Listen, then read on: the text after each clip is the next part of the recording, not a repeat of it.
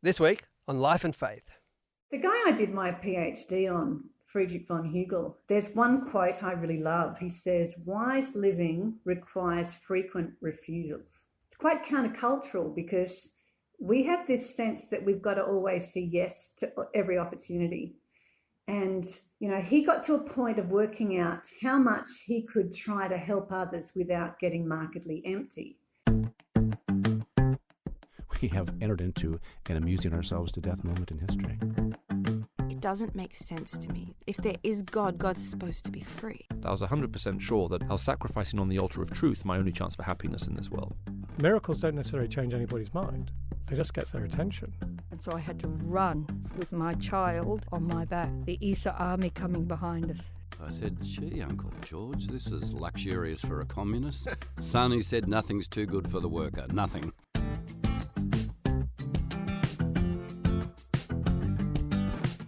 Welcome to Life and Faith from CPX. I'm Simon Smart and I'm a recovering extrovert. And I'm Natasha Moore and I am a massive introvert, though I have spent significant chunks of my life masquerading as an extrovert. Yeah, there are a few things humans like talking about more than themselves. So today we're bringing you an episode on the endlessly popular topic of introversion and extroversion. It's a staple of all those personality tests, the Myers-Briggs type indicator, Enneagram, all that sort of stuff. And we're aware today that we're sort of wading into dangerous territory. People have strong opinions about these things. Yeah, from my extensive online research for this episode, it does feel like every time someone says, okay, here's what it actually means to be introverted or extroverted, someone else is always there to say, actually, that's not really what it's about. You've kind of misunderstood. Personality science is contested territory. I mean, even the spelling is contested, right? It's extroverted or it's extraverted with an A. The whole thing is a minefield. Hadn't even sort of factored that into the dangers of this episode. But my understanding is that it means something like the sort of person that's an extrovert gains energy from being with lots of other people, as opposed to what I used to think it meant.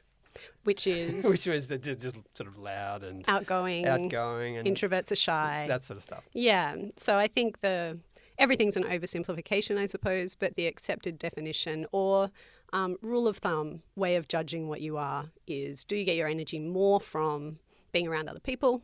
Do you recharge by being on your own? You need a lot of internal processing time. So there is a lot of disagreement about this, but one of the reasons the distinction is so popular is that lots of people do find that it has explanatory power, that it helps us to understand ourselves. Why am I like this? Why do I prefer this? And especially helps us to understand the people who aren't the same as us. One of the main differences between introverts and extroverts is that extroverts get their energy from hanging out with other people, whereas introverts aren't mentally ill. Now, if you're looking to get an introvert, you can either adopt a baby one, known as a shylet, or rescue an adult from an introvert shelter, generally referred to as a library. On arriving home, show your new introvert the location of the litter tray, the feeding bowl, and any windows it can jump out of in case the doorbell rings. A pair of introverts is called an awkward, a group of introverts is called an angst. They are generally never found together in the wild, except by accident, in which case they will apologise for making eye contact, nod politely, then run screaming in opposite directions. Well, these days you can't get far online without bumping into yet another explanation, whether it's serious or less so, of how to care for your introvert, which is the title of that YouTube video. But that's a relatively recent development. People weren't talking about this nearly as much, say, 20 years ago. Yeah, there's been a big cultural shift in this. You could call it the Quiet Revolution, which is also the name of an organisation founded by a woman called Susan Cain. The Quiet Revolution really wants to champion introverts being themselves and contributing to the world around them as introverts instead of being kind of forced to fit into the patterns and ways of working that are natural to extroverts. So Susan Cain is a writer and an introvert, surprise, surprise, who gave one of the most watched TED Talks ever. It's from back in 2012 and it's called The Power of Introverts. All the times that I got the message that somehow my quiet and introverted style of being was not necessarily the right way to go and that I should be trying to pass as more of an extrovert. And I always sensed deep down that this was wrong and that introverts were pretty excellent just as they were. But for years, I denied this intuition. And so I became a Wall Street lawyer, of all things, instead of the writer that I had always longed to be, partly because I needed to prove to myself that I could be bold and assertive too. And I was always going off to crowded bars when I really would have preferred to just have a nice dinner with friends.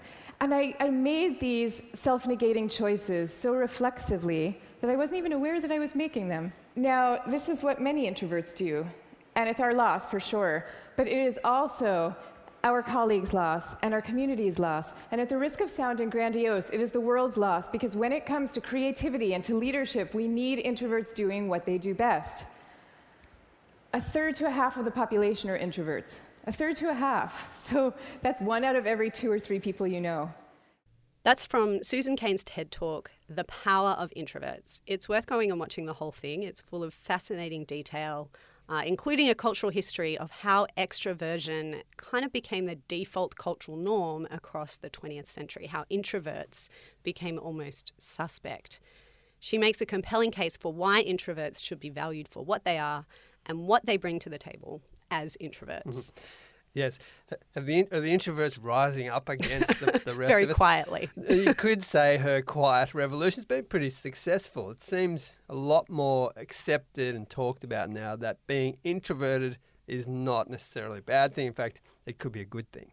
Yeah, and I mean, in some ways I wonder if it's almost been too successful. It's almost gone from, introverts need to try harder to fit in and be socially agreeable to introverts are actually the intelligent, sensitive, deep ones, and maybe extroverts are really a bit shallow. I don't know if you've ever seen that fridge magnet or whatever that says, if you don't enjoy your own company, maybe you bore other people too. No, I haven't. That's a good one, though. I think extroverts kind of get a bad rap now, almost. It's swung the other way. So I do think it's wonderful to have a framework for understanding in our relationships or in work settings why people function differently and what they need to flourish.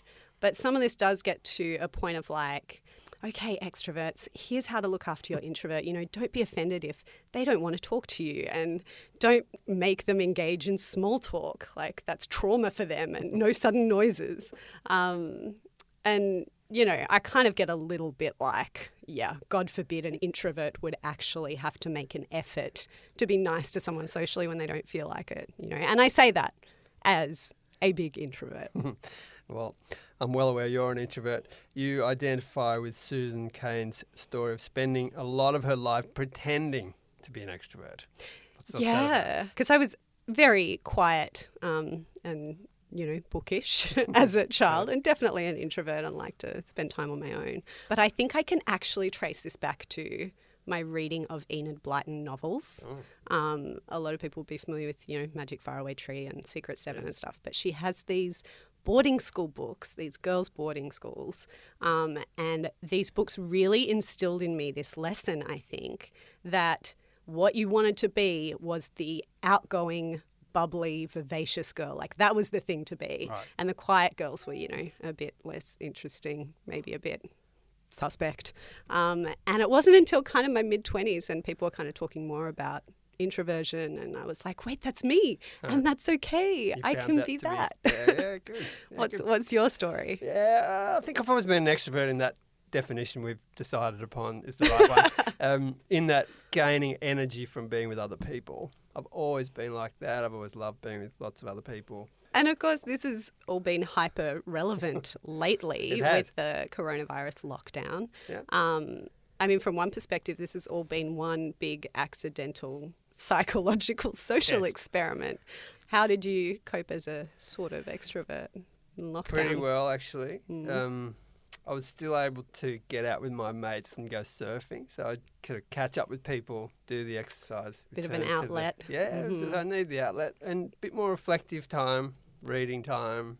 But I also thought it's going to end eventually, so you hope like, I can get through this, and then we'll be back to crowds and stuff, parties and whatever. Not that I go to that many parties, I have to say. Been really missing that part of your night clubbing, not so much.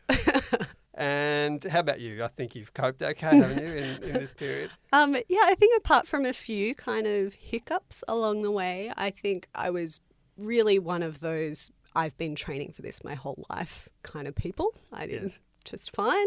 Certainly my impression online from what people were posting was that there was a lot of kind of self-discovery going on. Yeah, I thought I might and I didn't discover my hidden chef. You know, and much to the disappointment of my family, I didn't really. But people were finding they were maybe less extroverted or introverted than they previously thought. Yeah, and I guess under more intense circumstances, it does sort of test what you think you're like. It pushes your limits. So I thought I'd ask around and see if I could persuade a few people to share some of their experiences of introversion or extroversion during lockdown. And I got a lot of responses. My name's Luke Clifton and I'm a born extrovert. So when COVID came along and we were forced to work from home, I was literally climbing the walls. For the first 6 weeks, I really missed everyone. I missed the social interaction. I missed the water cooler conversations. I felt like I was missing out. A deep sense of FOMO, even though I knew everybody else was working from home too. Hi, I'm Claire and I'm an extrovert and I've really loved isolation. I think it's partly because I'm somebody who likes to be self-reliant and isolation helps with that because you don't see everyone else. So you have to live in your own apartment, do your own work, motivate yourself. I'm an introvert and I actually found the isolation during lockdown completely fine. I loved that the pressure not to waste my weekend by staying home was gone as well. And I really enjoyed those long days at home. I kept seeing Facebook posts saying things like, check on your extrovert friends, they're not coping. And I thought, gee, as an introvert, I'm not really coping either. I think it was missing things like my morning commute and going up the road for coffee, maybe at lunchtime, all of those things that I really value to have a bit of alone time during the day. I love my family and I love that I get to spend time with them. But it was a struggle. It was something I wasn't expecting. Hey, I'm Joe. I'm what I call like an introvert with extroverted tendencies. I don't work your normal 9 to 5 hours. I'm a freelancer. My schedule's kind of all over the place. So I'm really used to spending a lot of time alone with not a whole lot of human contact. So when lockdown started, I found it really easy. So it was kind of a breeze. I was like, yep, sweet as, got this. I think there's this other layer from my experience as well where there was this emotional exhaustion of video calls that was a surprise too. And I've never wanted to miss catching up with people. Like I've always loved it. And so the experience of having catch-ups with people and feeling really emotionally exhausted at the end of that was new, potentially is what might be the experience of an introvert more consistently. And so that was an interesting experience, whether or not that speculation's accurate. But feeling drained by catching up with people was surprising and in some ways disappointing and confusing. As a reader, so like one of my favourite novels is Jane Eyre, and this quote from Jane Eyre really speaks to me and how I've experienced this.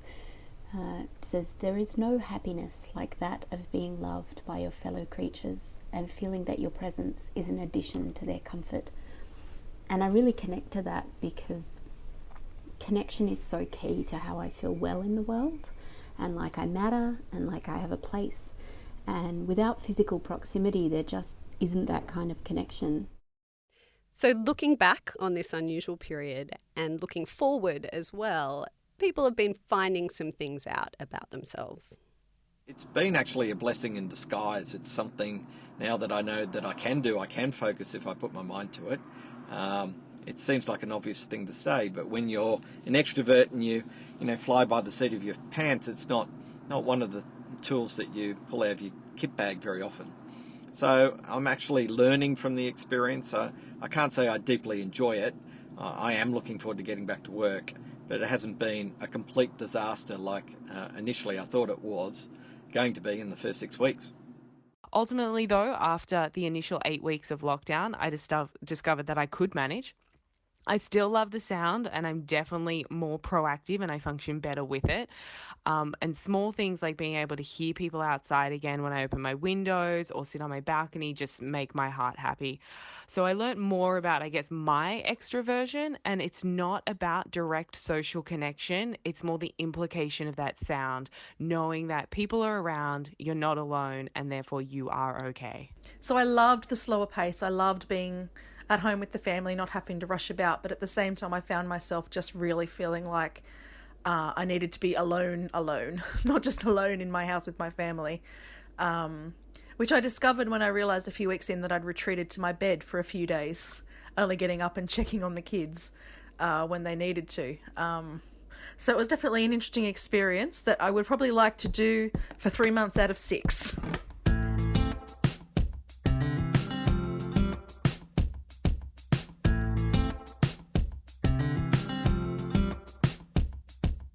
This is Life of Faith, and Natasha and I are talking about introversion and extroversion and what they might tell us about ourselves and how to lead our lives, really. We've all become a lot more fluent with these terms, I think, over the last several years. It's now a really common way of talking about what we're like as individuals. But of course, the truths about being human that they're trying to capture are not new. Now, one of the traditional ways of talking about this is the distinction between the contemplative and the active life. Now, these categories don't map onto each other precisely or neatly, but I suspect there's a bit of overlap here, right?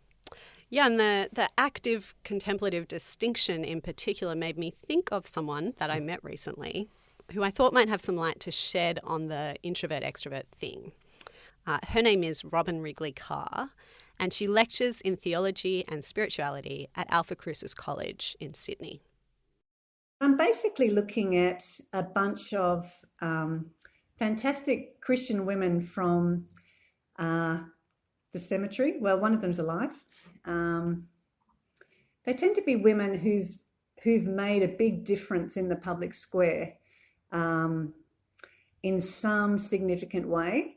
And I'm particularly interested in their personal lives, their internal worlds, their letters, their private writings that fueled how they made a difference out there in the world. So I'm sort of arguing that if you want to do something significant out there, it's who you are, that, you know, it's your internal world that is the fuel that means making the difference in the world is really significant, and not coming from a egotistical look at me position, but coming from a place of generosity. Robin is a part-time fellow this year with an organisation called ADM, and she's digging into the lives of women like Sojourner Truth, who was born into slavery and became an abolitionist and women's rights advocate, and Josephine Butler, who fought against child prostitution, among other things, in 19th century England, and Edith Stein, who is a nun who was killed at Auschwitz. When I asked Robin about how these women's inner and outer lives fit together, she took me back 500 years to the life of the Carmelite nun, mystic, reformer, Teresa of Avila. So she was 16th century Spanish, bit of a ratbag teenager. In fact, her father stuck her in an Augustinian convent at the age of 16 because he was scared she'd get pregnant. So she had lost her mother, who died at childbirth, and she's in this convent to kind of shut her up. And then eventually she decides to become a nun herself, but not because she wants to be a nun. It's because she doesn't want to die of childbirth. She doesn't want to get married. So, she kind of was parading and, being a bit of a fake nun for 20 years, then has this profound conversion. And from there on, has a lot of mystical experiences of prayer, but also realises that the convent life had become quite worldly and had a lot of rich girls who just wanted to go somewhere nice, if you like. And so she was a reformer. She ended up reforming the whole Carmelite order and founding new convents. And she was a spiritual director to priests and even the King of Spain. She was kind of doing these amazing things on the public stage, but a lot of it was fueled from a life that was very prayerful. And I suppose the biggest thing that strikes me about Teresa is she's very spunky and feisty, but she's incredibly humble. So I think we only need to see in a lot of leadership today, a lot of it seems to be, look at me. You know, it's all about me and my reputation and safeguarding my reputation so I'm elected or whatever it is. And with someone like her, it's all about how she can make a difference in the world in terms of honouring God, being generous to others. It's not about herself. So I think the humble posture is massive for her, and that comes from the furnace of prayer. So one of the things she talks a lot about is self-knowledge, and it's quite different to what we might think of self-knowledge today. You know, we work out who we are by doing all these personality tests, and it's all about looking within. For her, her self-knowledge is really a double knowledge, and as she comes to know who God is, and that is through prayer, it's not just through shoving Bible verses in her head, it's in the furnace of prayer. As she comes to know who God is, she comes to see who she is in relation to God and how small she is because God is so huge. And so it's this self-knowledge is a deep humility. And I think just it means that she can do different stuff out there in the world because she's not getting in the way. She's not sitting looking at herself the whole time about, you know, how important am I? And for that reason, she's a really profound model.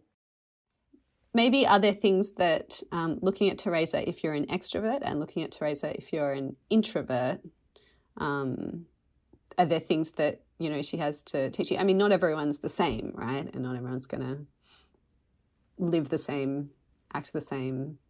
We have to kind of live in keeping with our nature. So does she have different lessons for those two people? This whole thing about introvert or extrovert, because I'm borderline. So I think what she might want to say to the extroverts is it's worth having some time away from the people. And in fact, that's probably a healthy thing in terms of enriching your life and deepening your life. Because sometimes when we're in the action all the time, there isn't enough reflective space. And it can feel like we're just on a conveyor belt of activity.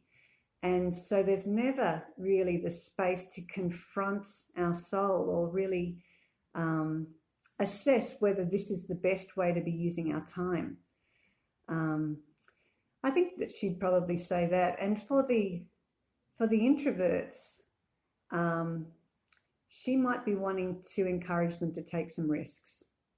So I don't want to put words into her mouth. Yeah, I mean, she's interesting because she's a 4 on the Enneagram, and so she's... If you don't know what this means, don't worry, I don't either. Enneagram is another system of personality typing. Famous 4s apparently include Vincent van Gogh and Meryl Streep. She's one of these, you know, artistic types who's a bit of a performer.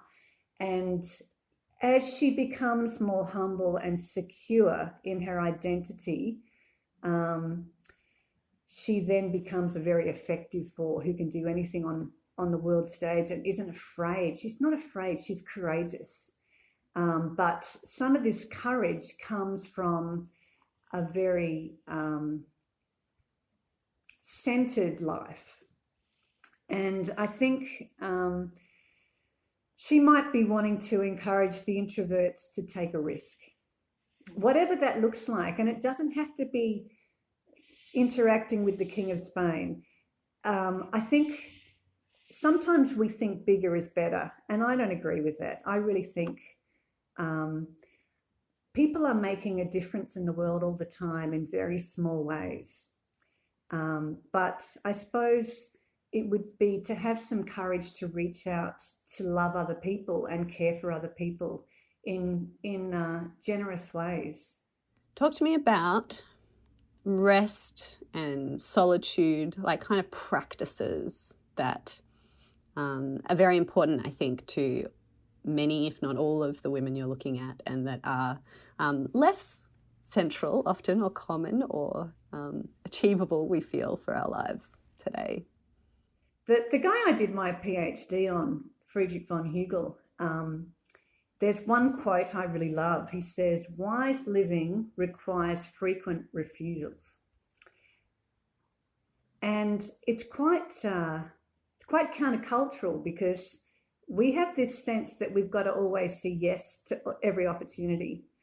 And, you know, he got to a point of working out how much he could try to help others without getting markedly empty. And so he, you know, if someone asked him to do something, he would try to self-monitor where his energy levels were at. And then if he thought, no, it's too much, he would politely decline. And he was convinced that God would provide a helper with sufficient leisure for the purpose. And he'd just pray for the person. And I think there's some real wisdom in that, because most of our lives are just too full. They're too busy, they're too harried. And so this sense of being on a conveyor belt of activity means that we end up living a fairly shallow existence.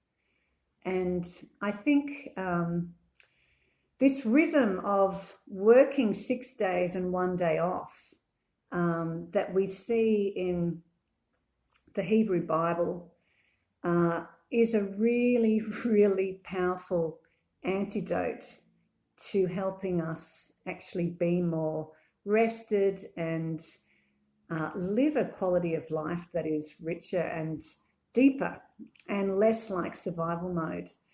And that doesn't mean it's got to be 24 hours in the one day. I think for myself, going from Saturday dinner to Sunday dinner works for me, because I need Sunday night to get everything sorted for the next week. You know, by late Sunday afternoon, I'm thinking Monday, like, oh, heck, here we go again.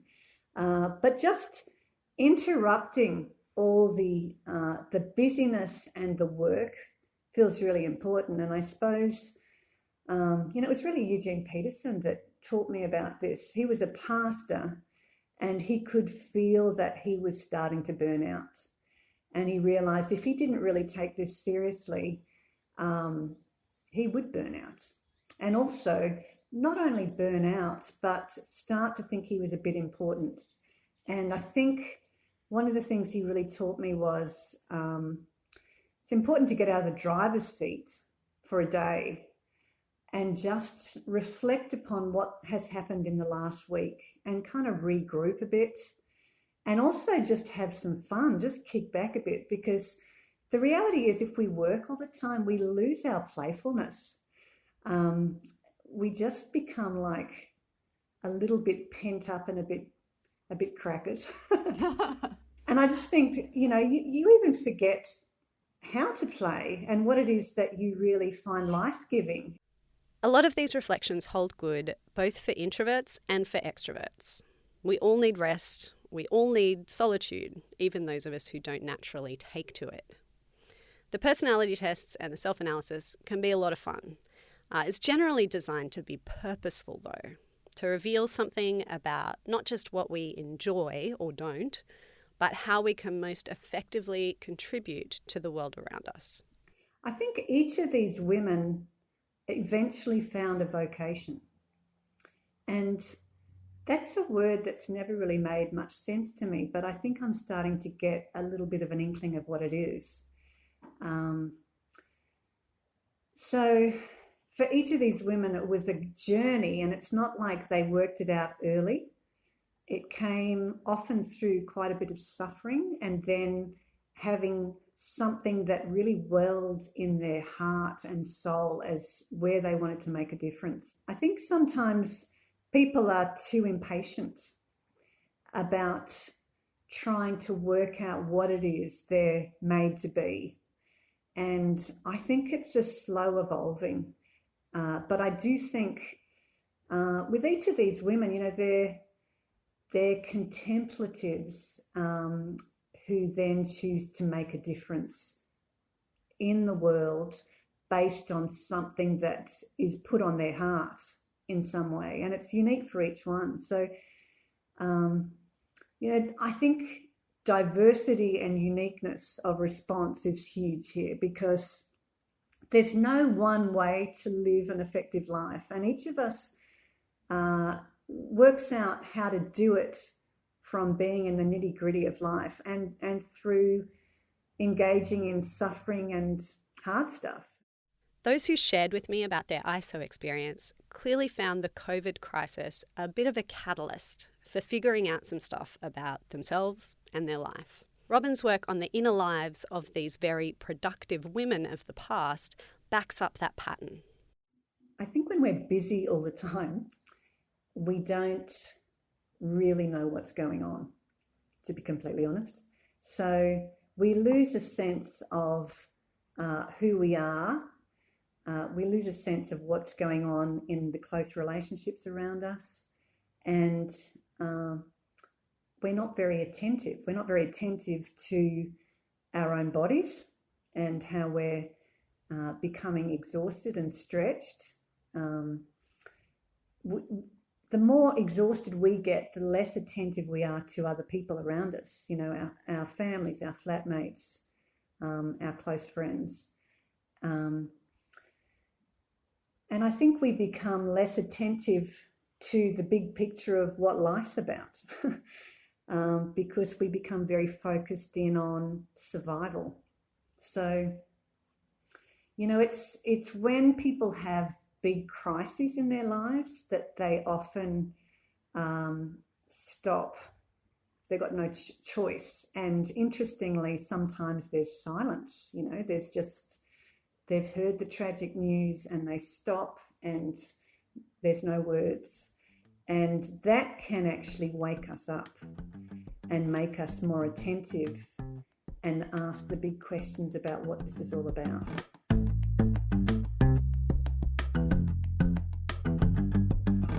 This has been Life and Faith with me, Simon Smart, and Natasha Moore.